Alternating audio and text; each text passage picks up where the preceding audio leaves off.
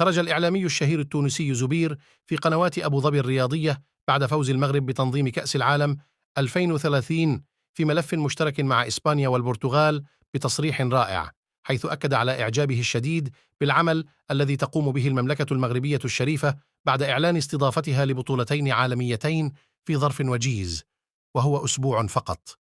وتابع الإعلامي الشهير كلامه أنه سيكون من الشرف للقارة الأفريقية أن تستضيف كأس العالم مرة أخرى، وأنه لولا المغرب ما كان ليحدث ذلك، فلا توجد دولة إفريقية تستطيع فعل ذلك، بل لا تستطيع حتى مشاركة دول أوروبية في التنظيم كما فعل المغرب. وعبر عن سعادته الكبيرة بتنظيم المغرب لنهائي كأس العالم على أرضه. وبارك الإعلامي واللاعب الدولي السابق زبير المملكة المغربية الشريفة وللشعب المغربي هذا للنجاح الكبير بعد فوز بلادهم بتنظيم كأس العالم، ومن المتوقع أن تكون أفضل نسخة في التاريخ بسبب تنوع الثقافي الرائع والمثير الذي تمتلكه هذه البلدان المجاورة لبعضها إسبانيا والمغرب والبرتغال. لذلك فالعالم يستعد لنسخة فريدة من نوعها.